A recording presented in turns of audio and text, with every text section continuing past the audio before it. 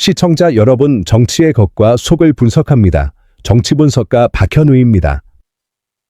이정엽 판사의 재판 진행도 궁금했는데 역시나 직위원과는 달랐습니다. 그리고 또 그들의 만행이 재조명되기 시작했습니다. 황당하기 짝이 없는 상황이 펼쳐졌습니다. 재판이 시작되자마자 재판이 멈췄습니다. 윤석열이 12일 일반 이적죄 사건 첫 공판에서 재판부 기피 신청을 내면서 다른 재판부가 결론을 내리기 전까지 소송이 중단되는 구조가 그대로 작동해버렸습니다.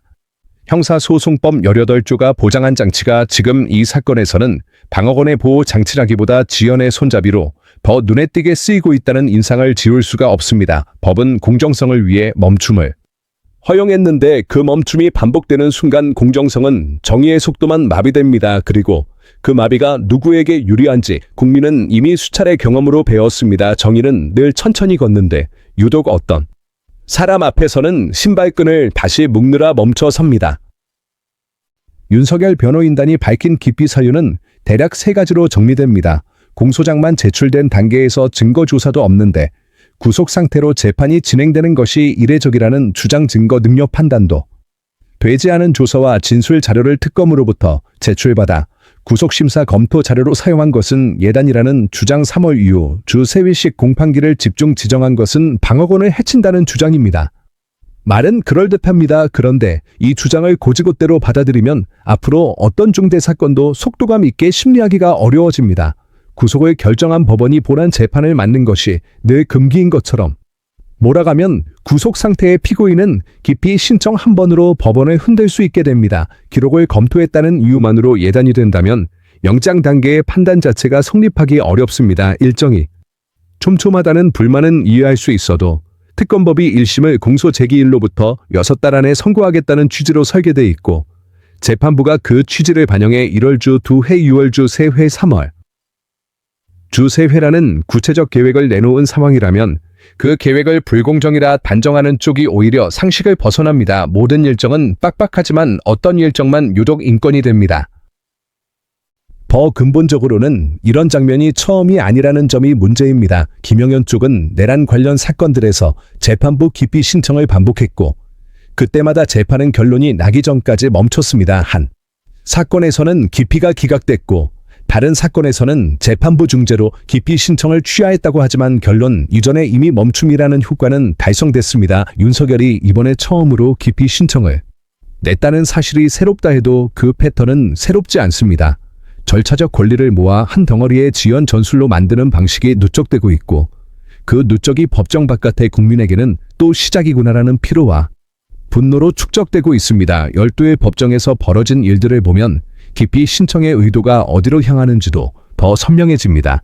특검부가 출석하지 않았다는 이유로 적법한 소송이 될 수 없다고 진행해 협조하지 않겠다는 항의가 먼저 나왔고 특검은 내란 특검법 8조 2항을 근거로 파견 검사가 특검부 출석 없이도 공소 유지를 할 수 있다고 반박했습니다. 재판부는 일단 출석을 요청하고 재판이 끝난 뒤 논의해 보겠다고 정리했지만 항의는 끊이지 않았습니다. 결국 오전 10시 51분 박수 특검부가 도착한 뒤 재판이 재개되는 흐름까지 이어졌습니다. 이 장면에서 중요한 건 법위의 정답이 아닙니다. 이들은 매번 재판의 핵심으로 들어가기 전에 절차의 문턱에서 소란을 키우며 법정을 소모시키는 방식에 익숙해 보인다는 점입니다. 국민이 보고 싶은 것은 진실을 가르는 심리인데 법정은 자꾸 말싸움으로 지저분해집니다. 그 말싸움이 계속되면 결국 남는 건 시간뿐입니다. 시간은 진실을 밝히지 않고 책임만 희미하게 만듭니다. 인정신문 과정에서 나온 호칭 시비는 더 노골적이었습니다. 재판부가 피고인을 앞쪽 피고인 같은 방식으로 지칭하자 변호인 쪽에서 대통령이셨고 장관이셨고 방첩사령관이셨고 합참 사령관이셨다는 말을 꺼내며 그런 호칭은 민망하고 거북스럽다 시정을 요구했다고 합니다. 재판부는 인정신문을 마치기 전이라 성명을 붙이지 않은 것이고 인정신문을 마친 뒤에는 성명을 붙이겠다고 짧게 답했습니다. 그런데도 변호인은 윤석열은 예우를 받는 분이다. 예우를 갖춰주셔야 사법부의 권위가 선다는 식으로 반발을 이어갔고 비공개 심리로 전환하려는 절차에도 답을 요구하며 공세를 멈추지 않았다고 합니다. 이 장면은 단순한 예의 문제가 아닙니다. 법정에서의 호칭은 권력의 잔재를 확인하는 의식이 아닙니다. 법정은 전직의 권위를 되살리는 곳이 아니라 법 앞에서의 평등을 확인하는 자리입니다. 사법부의 권위는 예우에서 생기는 것이 아니라 원칙에서 생깁니다. 원칙은 누구에게나 같은 언어로 적용될 때 권위가 됩니다. 그런 점에서 이정엽 판사의 태도는 대비됩니다. 길게 설전으로 끌려가지 않고 필요한 만큼만 답하고 절차를 이어가려는 모습이었습니다. 재판부가 오늘은 인정신문과 국민참여재판 의사 확인까지만 공개로 하고 이후부터는 국가기밀 노출 우려 때문에 비공개로 진행하겠다고 밝힌 것도 마찬가지입니다. 공개 재판의 원칙과 국가 안전 보장의 필요를 두고 법원이 어떤 균형을 잡을지 논쟁은 있을 수 있습니다. 다만 적어도 재판부가 절차의 방향을 분명히 고지하고 매 공판마다 당일 절차를 안내한 뒤 비공개로 전환하겠다고 말한 점은 설명없는 밀실이 아니라 관리된 절차라는 인상을 줍니다. 반대로 직위원처럼 핵심 판단에서 납득하기 어려운 결정들이 반복될 때 국민은 법원이 왜 이러는지가 아니라 누구를 위해 이러는지부터 의심하게 됩니다. 상식적인 판사들이 존재한다는 사실은 오히려 상식에서 벗어난 판사들이 어떤 방식으로 사법부 전체의 신뢰를 끌어내리는지 더 뚜렷하게 보여줍니다. 그래서 사법부의 위기는 한두 명의 문제로 끝나지 않습니다. 상식적인 재판 진행을 하는 이정엽, 이진관, 백대영 같은 판사들이 존재하는데도 조희대, 직위원, 천대엽 같은 이름이 계속 국민 입에 오르내리는 이유는 간단합니다. 한 번의 잘못이 아니라 반복되는 방식이기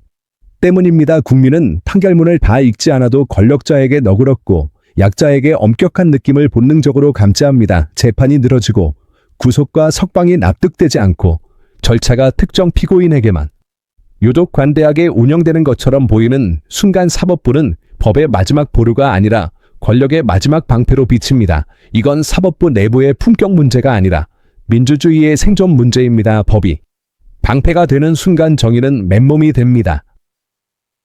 윤석열이 지금 동시에 8건 이상의 재판을 받는다고 알려진 상황도 방어권 논쟁을 더 복잡하게 만듭니다. 변호인단은 그 점을 내세워 집중길 지정이 방어권을 어렵게 한다고 주장합니다. 그러나 국민이 묻는 질문은 다릅니다. 왜 이렇게 많은 사건이 한 사람에게 쌓였는지, 그 사건들이 모두 공적 권력의 자리에서 발생한 것인지, 그리고 그 무게에 걸맞은 책임을 어떻게 질 것인지가 먼저입니다. 여러 재판을 받는다는 사실 자체가 방어권 침해의 자동 면책이 될 수는 없습니다. 오히려 공적 권력의 자리에 있던 사람이 동시다발적 범죄 혐의로 법정에 섰다면 사회는 더 신속하고 더 엄정한 심리를 요구할 권리가 있습니다.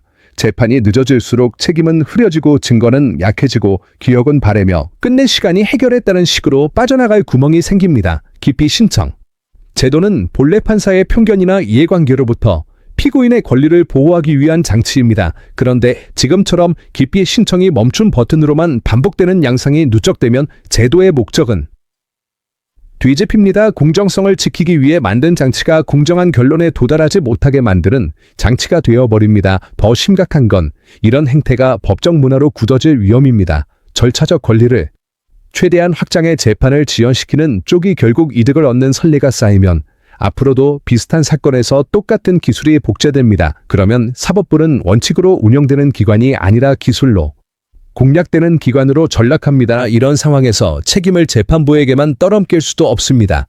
변호인들의 행태 역시 선을 넘고 있습니다. 법정에서의 항의는 가능하지만 그 항의가 심리의 본질을 삼키고 재판을 정지시키는 방향으로만 반복된다면 그것은 권리 행사가 아니라 제도 훼손입니다. 특히 호칭 시비처럼 내용과 무관한 건의 요구가 길게 이어지고 그 과정에서 예우가 있어야 사법부에 권위가 선다는 논리를 들이밀면 국민은 이렇게 받아들일 수밖에 없습니다. 사법부의 권위를 이야기하면서 정작 사법부가 지켜온 평등의 원칙은 무시하고 있다는 인식입니다.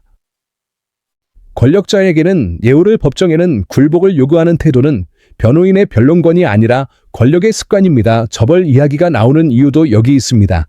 직위원이든 윤석열과 김용현 변호인들이든 어디까지가 정당한 방어권이고 어디부터가 재판 방해인지 경계가 무너진 상태가 너무 오래 방치됐다는 불만입니다. 재판은 지연될수록 진실에 도달하기 어렵고 정의는 늦어질수록 조롱이 됩니다. 윤석열이 기피 신청을 내고 재판이 멈춘 12일의 장면은 그 조롱이 얼마나 익숙해졌는지를 보여주는 장면으로 남을 것입니다. 그리고 그 조롱을 끝내지 못한다면 사법부의 신뢰는 조희대와 직위원과 천대엽 같은 이름을 넘어 사법부 전체로 무너져 내릴 것입니다. 상식적인 판사들이 존재한다는 사실이 위안이 되려면 그 상식이 제도가 되어야 합니다. 상식이 제도가 되지 못하면 상식은 결국 침묵으로 밀려나고 남는 건 꼼수와 봐주기와 무력감뿐입니다. 지금 필요한 건 더 이상 참아주는 인내가 아니라 제도가 제도를 지키는 결단입니다. 영상 마치겠습니다. 여러분의 구독과 좋아요는 영상 제작에 큰 힘이 됩니다. 여러분들 이 사안을 어떻게 생각하십니까? 여러분들의 견해를 댓글로 많이 남겨주시기 바랍니다. 감사합니다.